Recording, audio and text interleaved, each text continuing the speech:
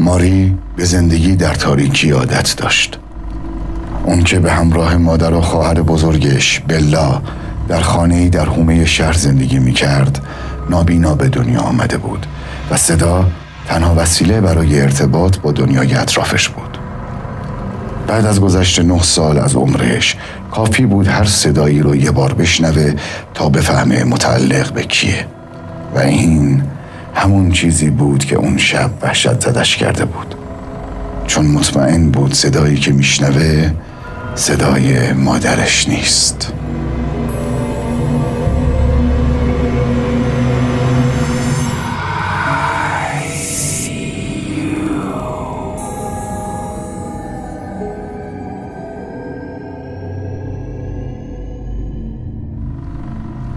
شیطان، تسخیر، کشیش، اینا واژه‌هایی بود که ماری در چند روز گذشته طی گفتگوهای بلا و دوست پسرش رندی شنیده بود، ولی کوچکتر از اون بود که معناشونو بفهمه.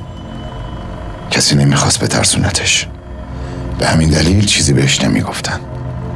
هرچند ماری میدونست اونا در مورد کی حرف میزنن. مادرش، هایلی، که از چند هفته پیش بیمار شده بود. بیماری مرموزی که پزشکان درمانی براش نداشتن. عجیبتر از بیماری مادرش سوالی بود که بارها بلا از ماری پرسیده بود. اون روز تو اون خونه چه اتفاقی افتاد؟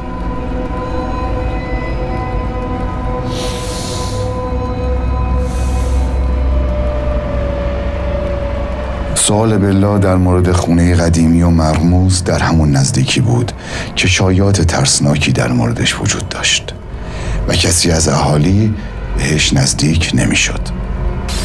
آخرین وارث خونه که قصد فروششو داشت پول خوبی به هایلی که تو خونه ها کار میکرد داده بود تا دستی به سر روی خونه بکشه. اون روز ماری و سگ بازیگوشش بنجی هم همراهش بودن، همون روزی که بیماری هایلی شروع شد. تنها چیزی که ماری به یاد داشت مربوط به زمانی بود که مادرش برای نظافت به زیرزمین خانه مرموز رفته بود. خیلی طول کشیده بود تا هایلی از زیرزمین بیرون بیاد و هرچی ماری صداش زده بود جوابی نداده بود. اما به محض خروج هایلی از زیرزمین پاسای بیامان بنجی شروع شده بود. پاسای به ظاهر بی دلیل که روزای بعدم ادامه داشت تا جایی که مجبور شدن تو حیاط نگهش دارن. دقیقاً 2 روز بعد از اون رفتارای هایلی تغییر کرد.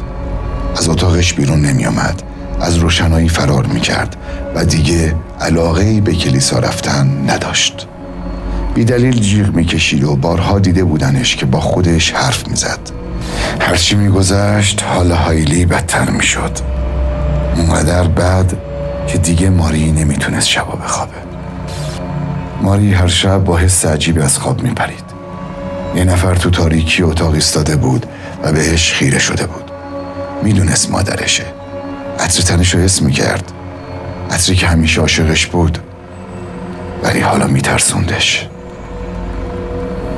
چون هرچی صداش میزد هایلی جواب نمیداد، فقط نگاه میکرد. وحشت ماری وقتی بیشتر شد که یه شب بلا ازش خواست در اتاق قفل کنه و هر چی شنید بیرون نیاد. این حرف بلا ماری رو به گریه انداخت.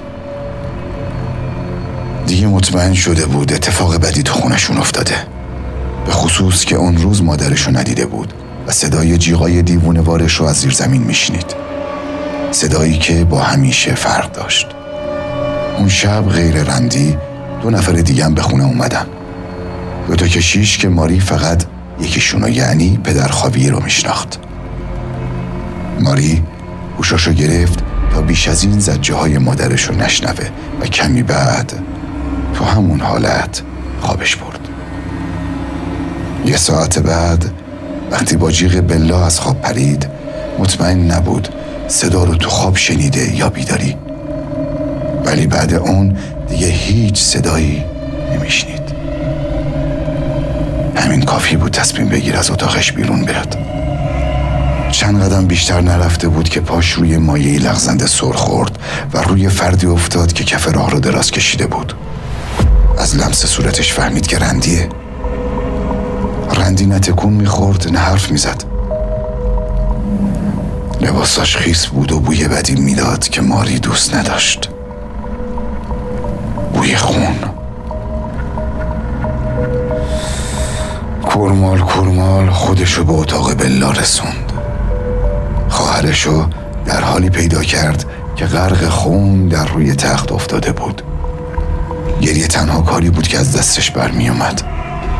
اما ماری حتی فرصت اشک ریختن هم پیدا نکرد، چرا که زود متوجه شد کسی دیگه ای هم تو اتاقه. مادرش که کنار پیکری بیجان بلا نشسته بود و زیر لب با خودش حرف میزد. مادرشو صدا زد، ولی هایلی اصلا متوجه اون نبود.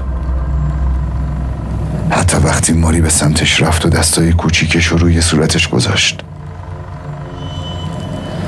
طولی نکشید که پچ‌پچ‌های هایلی قطع شد. انگار تازه ماری رو دیده بود. ناگهان دستی محکم ماری رو به سمت کشون. بلا بود، در حالی که آخرین نفساش رو میکشید و به سختی حرف میزد. نظر پیدات کنه، اون مامان نیست. جمله‌ای بود که بلا تو گوش ماری گفت و بلا فاصله به سمت در هلش داد تا زودتر فرار کنه. ماری در حالی که اشک میریخت از اتاق خارج شد.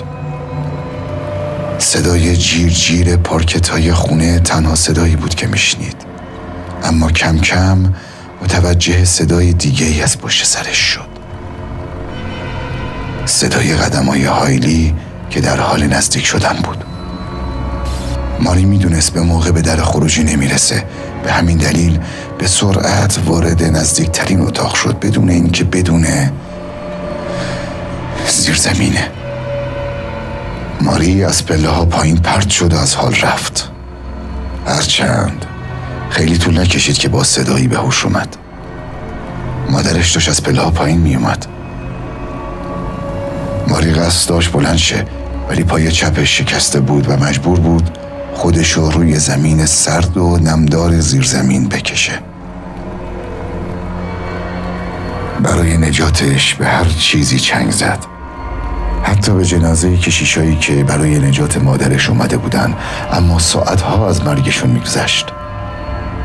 یکی با گردن شکسته و دیگری با صلیبی فرو رفته در چشم.